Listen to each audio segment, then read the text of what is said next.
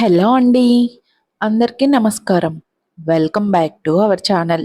ఈరోజు స్టోరీ 'మనసున్న మనసై' ఎపిసోడ్ 46. నా పనులు నేనే చేసుకుంటాను. కానీ నీకంత కంగారుగా ఉంటే నాకు హెల్ప్ చేయొచ్చు అన్నాడు అనిరుద్. అవంతికకు తన గోతుని తనే తవ్వుకున్నట్లు అనిపించింది. అనిరుద్ ఒక్కడే వెళ్ళి అవస్థ పడతాడని ఆమెకు భయంగా ఉంది. కానీ అతనికి స్నానం చేయించడమన్నా లేదా ఇద్దరూ కలిసి స్నానం చేయడమన్నా పెద్ద తేడా ఏముంది? ఇద్దరు బెడ్రూమ్లోకి వచ్చాక అవంతిక వెనక డోర్ వేసింది. నాకు ఆ కర్ర కాస్త ఇస్తావా? అనిరుద్ధు బొంగురు గొంతుతో అడిగాడు.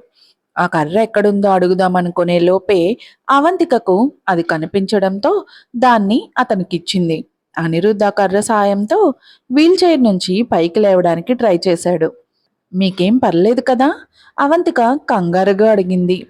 నాకేం కాలేదు. గత కొన్ని రోజులుగా నేనొక్కడినే స్నానం చేస్తున్నాను. భయపడ్డావా ఏంటి? అనిరుద్ధు నవ్వుతూ అన్నాడు.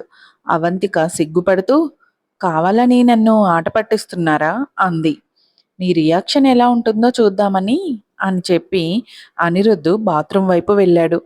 అవంతికకు ఇంకా భయం పోక అతని వెంటే మెల్లగా వెళ్ళింది. అనిరుద్ధ్ ఆగి నువ్వు నన్ను చూస్తూ నిలబడతావా అని అడిగాడు.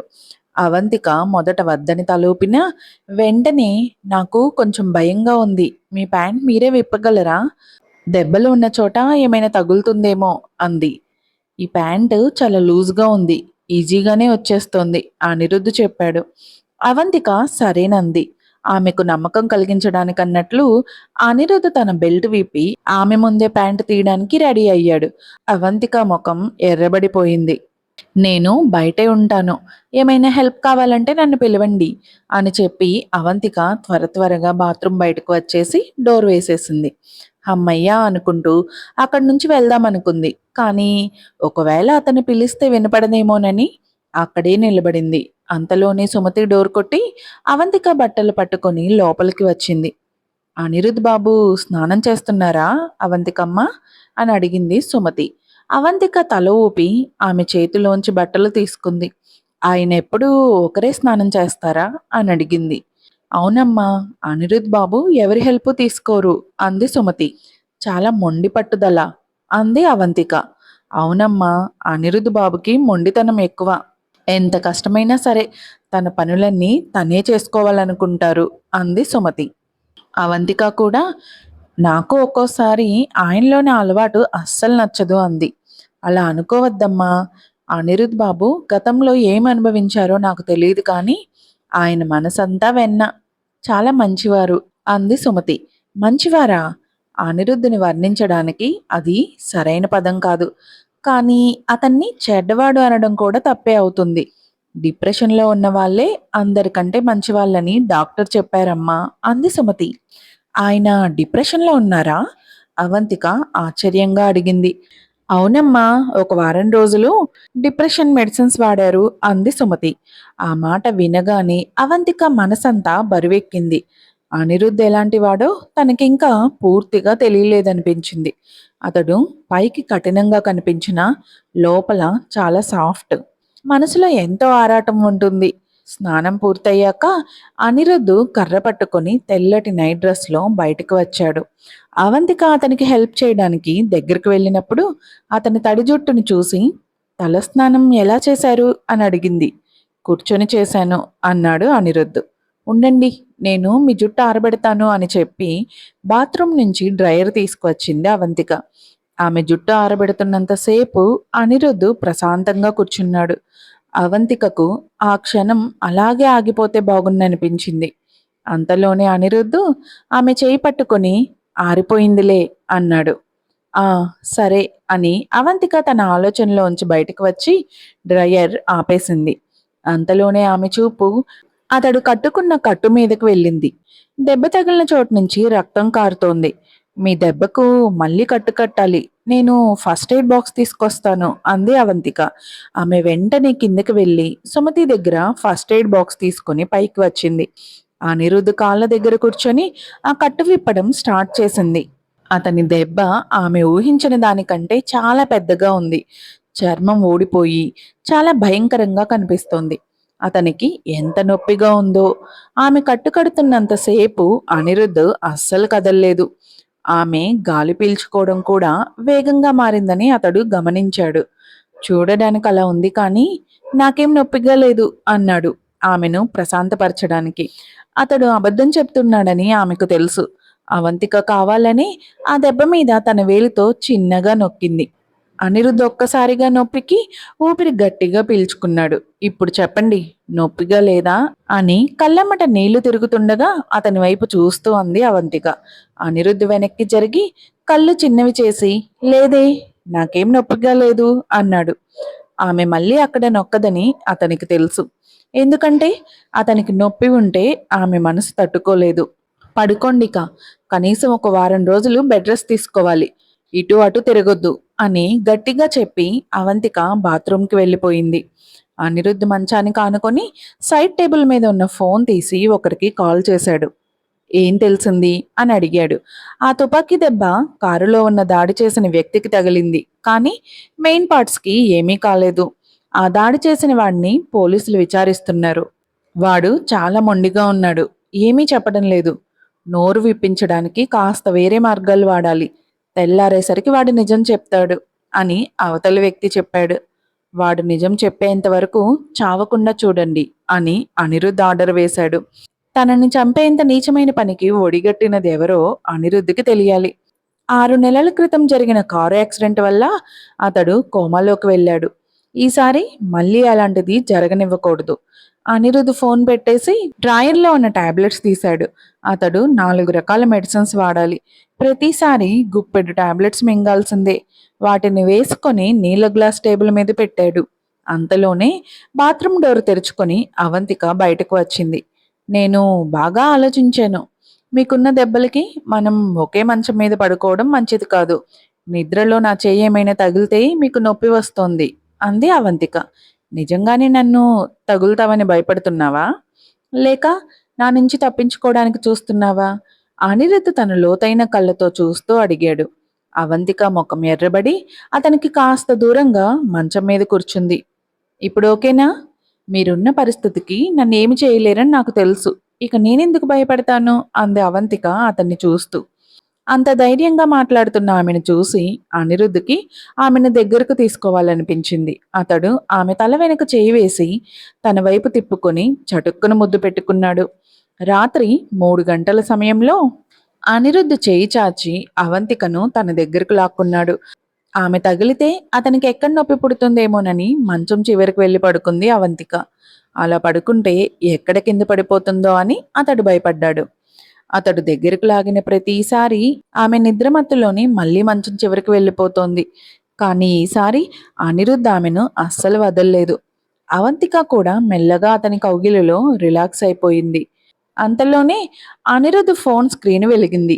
ఎవరికీ డిస్టర్బ్ కాకూడదని అతడు ఫోన్ను సైలెంట్ మోడ్లో పెట్టాడు. ఫోన్ ఎత్తి మాట్లాడాడు. విషయం తెలిసింది బాస్. వాడు కావ్య చెప్పడం వల్లే ఇలా చేశానని అంటున్నాడు. ఆ కావ్య మిస్ అవంతిక గారి చెల్లెలే. ఆ కావ్యని ఏం చేయమంటారు బాస్? చంపేయమంటారా లేక జైలుకి పంపమంటారా అని అవతల వ్యక్తి అడిగాడు.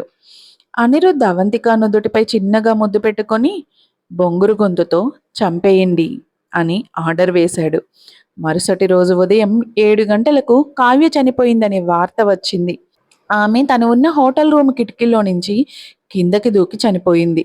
హోటల్ రూమ్లో ఉన్న ఐడి కార్డు ద్వారా పోలీసులు అవంతిక ఫోన్ నెంబర్ కనుక్కున్నారు. విశ్వనాథ్ చనిపోయాడు.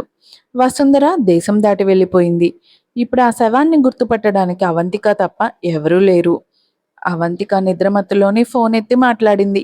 ఫోన్ పెట్టేసిన తర్వాత కూడా ఆమెకు అది కలో నిజమో అర్థం కాలేదు. కాల్ హిస్టరీ చూసుకున్నాకే అది నిజమని నమ్మింది. ఆమె వెంటనే బెడ్ నుంచి లేచి కనీసం టిఫిన్ కూడా చేయకుండా ఆ హోటల్కి పరిగెత్తింది. ఆమె కిందకు దూకేసింది సార్. మేము డోర్ తెరవగానే ఆమె పరిగెత్తుకు వెళ్ళి కిందకు దూకేసింది. ఆమె తప్పు చేసి భయపడిపోయినట్లు క్లియర్గా తెలుస్తోంది అని అనిరుద్ధ్ మనుషులు కావ్య చావు గురించి అతనికి రిపోర్ట్ చేశారు. అనిరుద్ధ్ కాఫీ సిప్ చేస్తూ కఠినంగా కళ్యాణ్ మీద ఒక కన్ను వేసుంచండి అని ఆర్డర్ వేశాడు. కావ్య కళ్యాణ్ ఇద్దరు క్లోజ్. కావ్య అనిరుద్ధ్ను చంపాలనుకుందంటే కళ్యాణ్ మైండ్లో కూడా అదే ఆలోచన ఉండుంటుంది. ఈ ప్లాన్ వెనుక ఉన్నది కావ్య మాత్రమేనా లేక ఇంకెవరైనా ఉన్నారా అన్నది తేలాల్సింది. కానీ కావ్య అనుభవించాల్సింది అనుభవించింది. అవంతిక అక్కడికి చేరుకునేసరికి పోలీసులు హోటల్‌ను లాక్ చేశారు. ఆమె ఒక పోలీస్ ఆఫీసర్ వెంటే ఆ ప్లేస్‌కి వెళ్ళింది. మిస్ అవంతిక, ప్రాథమిక విచారణ ప్రకారం చనిపోయింది మీ చెల్లెలు కావ్య అని తెలిసింది. కానీ మీరు వచ్చి ఒకసారి కన్ఫర్మ్ చెయ్యాలి. ఉదయం 5 గంటల సమయంలో కింద పడి చనిపోయింది అన్నాడు ఆఫీసర్. అవంతిక గుండె వేగంగా కొట్టుకోవడం స్టార్ట్ అయింది. కొద్దిసేపటికే వాళ్ళు కావ్య శవం ఉన్న చోటుకి వచ్చారు. అక్కడ రక్తం వాసన భయంకరంగా వస్తోంది. నేల మీద ఉన్న రక్తం మరకలను చూసి అవంతిక ముక్కు మూసుకుంది. ఆఫీసర్ ఆ తెల్లటి గుడ్డను పక్కకి జరిపి నలిగిపోయిన, అసలు గుర్తుపట్టలేని విధంగా ఉన్న ముఖాన్ని చూపించాడు. అంతే, అవంతికకు ఒక్కసారిగా కడుపులో తిప్పేసి వాంతి వచ్చింది. ఆ రక్తపు ముద్దలా ఉన్న ముఖాన్ని చూసి గుర్తుపట్టడం ఎవరి వల్ల కాదు. మెడికల్ కాలేజీలో ఉన్నప్పుడు ఆమె చాలా శవాలను చూసింది. కానీ ఇలాంటి భయంకరమైన శవాన్ని చూడడం ఆమెకు ఇదే మొదటిసారి. మీకేం పర్లేదు కదా మేడం అని ఆఫీసర్ అవంతికను పట్టుకొని అడిగాడు. అవంతిక ఊపిరి వేగంగా తీసుకుంటుంది.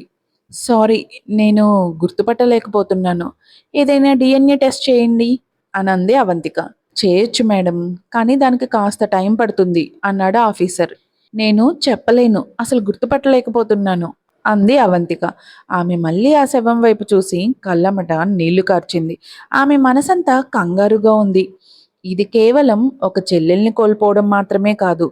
ఆమెకి కావ్యకి అస్సలు పడేది కాదు. కానీ ఒకరిని ఇష్టపడకపోవడానికి, వాళ్ళ శవాన్ని కళ్ళారా చూడడానికి చాలా తేడా ఉంటుంది. పోలీసుల శవాన్ని అక్కడి నుంచి తీసుకువెళ్లారు. కావ్య వస్తువుల్ని కూడా స్వాధీనం చేసుకున్నారు. అవంతిక పోలీస్ కారులో కూర్చొని ఏడుస్తూ ఉండిపోయింది. కావ్య ఎందుకు సూసైడ్ చేసుకుంది? కళ్యాణ్‌తో ఏమైనా గొడవ పడిందా?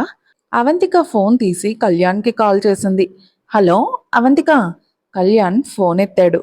కావ్య చనిపోయింది, నీకు తెలుసా అని అడిగింది. ఏంటి? చనిపోవడం ఏంటి? నేను హాస్పిటల్లో చెకప్ కోసం వచ్చాను. నిన్న రాత్రి ఫోన్లో మాట్లాడినప్పుడు బాగానే ఉందే అని కళ్యాణ్ చెప్పాడు. మీరిద్దరు ఏమైనా గొడవ పడ్డారా మళ్ళీ అడిగింది. లేదు, ఇప్పుడు గుర్తొచ్చింది. పోయినసారి అనిరుద్ బాబాయ్ భోజనానికి ఇంటికి వచ్చినప్పుడు కావ్య అక్కడే ఉంది. ఆ రోజు గొడవ జరిగింది. ఆమె ఎక్కువ రోజులు బతకదని అనిరుద్ బాబాయ్ వార్నింగ్ ఇచ్చారు. అప్పటి నుంచి ఆమె భయంతోనే ఉంది అన్నాడు కళ్యాణ్. అది అస్సలు కుదరదు. నిన్న రాత్రంతా నేను అనిరుద్దుతోనే ఉన్నాను. ఆయన ఏమీ చేయలేదు అన్నది. అనిరుద్ బాబాయ్ విషయం రాగానే నువ్వెందుకు అంతగా రెచ్చిపోతావు? నాకు తెలిసింది నేను చెప్తున్నాను. నువ్వు కాబట్టి చెప్తున్నాను. అదే పోలీసులు అడిగితే అస్సలు ఈ విషయమే చెప్పను అని కళ్యాణ్ నిట్టూర్చాడు. విను కళ్యాణ్, కావ్య చావుతో నీకేమీ సంబంధం లేదని అనుకుంటున్నాను. పోలీసులు ఈ విషయాన్ని తేలుస్తారు అంది అవంతిక. నేను చేయలేదు. కావ్యని చంపడానికి నాకేం అవసరం? గొడవ పడినా నేను హత్య చేసేంత పని చేయను. అవంతిక, నువ్వు అనిరుద్ బాబాయ్తో ప్రేమలో పడ్డాక నన్ను అస్సలు పట్టించుకోవడమే లేదు అని తేల్చేస్తూ అన్నాడు. నీ పనికి మాలిన మాటలు నీ దగ్గరే ఉంచుకో. నా వెనకాలే కావ్యతో తిరిగినప్పుడు ఏమయ్యాయి ఈ మాటలన్నీ అని కోపంగా అరిచి ఫోన్ పెట్టేసింది అవంతిక. ఎవరితో మాట్లాడుతున్నారు అని ఆఫీసర్ అడిగారు. కళ్యాణ్, వాడు కావ్య బాయ్ ఫ్రెండ్. ఈ మధ్య కావ్య అతనితోనే ఎక్కువగా తిరిగింది. ఆమె ఎందుకు అలా చేసుకుందో అతనికి ఖచ్చితంగా తెలిసే ఉంటుంది అని చెప్పి కళ్యాణ్ నెంబర్ ఆఫీసర్కి ఇచ్చింది అవంతిక.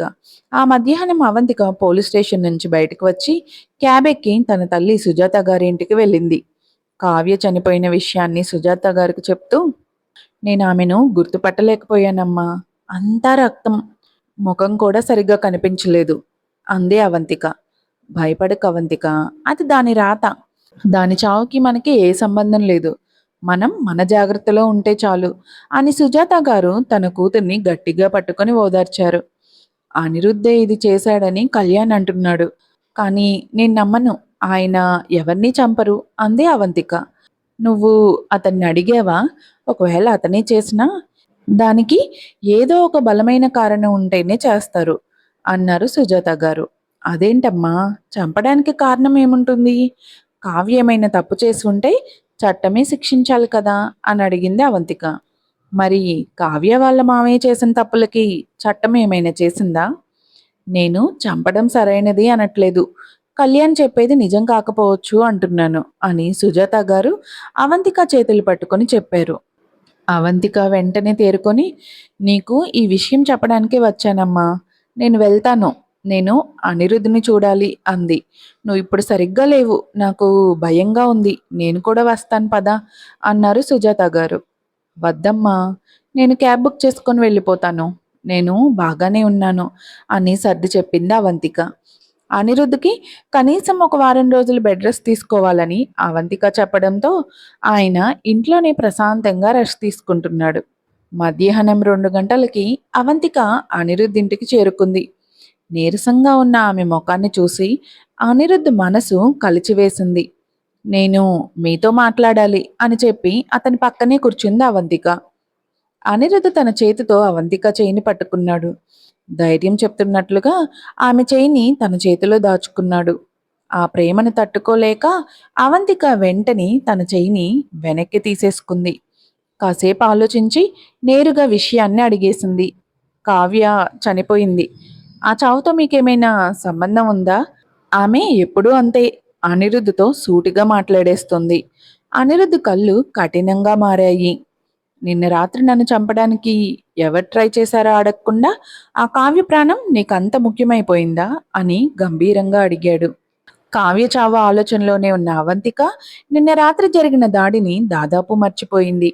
ఎవరది? ఎవరు చేశారో తెలిసిందా అని కళ్ళల్లో భయంతో అడిగింది అవంతిక.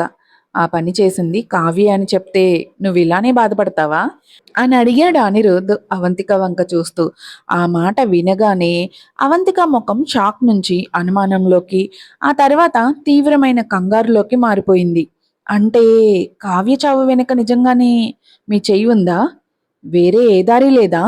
అంత దారుణంగా ఎందుకు చేశారు అని గొంతు బొంగురుపోగా అడిగింది అవంతిక. నన్ను ఆ చూపులతో చూడకు అవంతిక.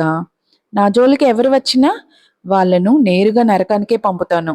నేను మొదటి నుంచి అంతే అనిరుద్ అన్నాడు. అతని ముఖంలో ఇప్పటి వరకు ఉన్న ప్రేమ మాయమైపోయింది. ఇద్దరి మధ్య ఒక్కసారిగా తీవ్రమైన ఉద్రిక్తత పెరిగిపోయింది. పక్కపక్కనే కూర్చున్నా యుద్ధానికి రెడీగా ఉన్నట్లు ఉన్నారు. వారిద్దరూ గొడవ పడతారేమో అని భయపడి సుమతి త్వరగా ఫ్రూట్స్ ప్లేట్ పట్టుకొని వచ్చింది. టిఫిన్ చేశారా అమ్మా? మీకోసం భోజనం రెడీగా ఉంచాను అంది. అవంతిక వెంటనే లేచి డైనింగ్ రూమ్ వైపు వెళ్ళిపోయింది. అనిరుద్ధ్ ఆమె వెళ్తుంటే చూస్తూ ఉండిపోయాడు. ఆమె మనసులో ఏముందో అతనికి అర్థం కాలేదు. కోపంగా ఉంటే భోజనం చేయకూడదు, కానీ ఆమె కళ్ళల్లో ఉన్న కోపం చూస్తుంటే తింటుందో లేదో అనిపించింది. ఉదయం నుంచి టిఫిన్ భోజనం లేకపోవడంతో అవంతికకి కడుపులో నొప్పి మొదలైంది. ఆకలి మీద త్వరగా తింటే అరగదని మెల్లగా అరగంట సేపు కూర్చొని తింది. తిని బయటకు వచ్చేసరికి అనిరుద్ధు హాల్లో లేడు. కోపంలో ఉన్నప్పుడు ఏదేదో ఆలోచిస్తామమ్మా. నువ్వు కాసేపు రెస్ట్ తీసుకో అంది సుమతి. తల విపరీతంగా నొప్పిగా ఉండడంతో సరేనని తలూపి మొదటి అంతస్తులో ఉన్న తన రూమ్ వైపు వెళ్ళింది. సుమతి ఆమె పక్కనే నడుస్తూ సంకోచిస్తూ, మీరు అనిరుద్ బాబు రూమ్లోనే పడుకుంటారు అనుకొని మీ రూమ్ బెడ్షీట్స్ అన్నీ తీసేశానమ్మా అంది.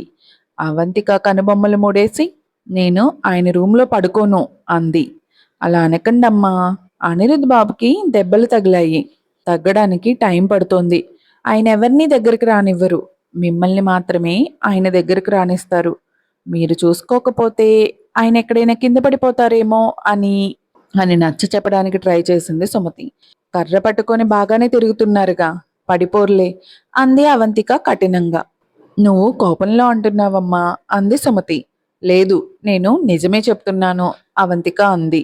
నిన్న రాత్రి ఆయనకి కట్టుకట్టడానికి ఫస్ట్ ఎయిడ్ బాక్స్ అడిగినప్పుడు మీ కళ్ళు ఎర్రగా అయ్యాయి అని సర్ది చెప్పడానికి ప్రయత్నించింది సుమతి. ఇక చాలు, నేను పైకి వెళ్తున్నాను అని చెప్పి అవంతిక 2వ అంతస్తుకు వెళ్ళిపోయింది. అనిరుద్ధ్ తన రూమ్లో పడుకొని ఉన్నాడు. కర్టెన్స్ కాస్త తీసి ఉండడంతో సూర్యకాంతి లోపలికి పడుతోంది. మరొక ఎపిసోడ్తో మళ్ళీ కలుద్దాం.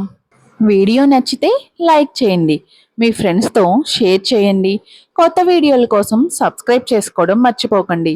మీకేమనిపించిందో కామెంట్స్లో చెప్పండి. Thank you.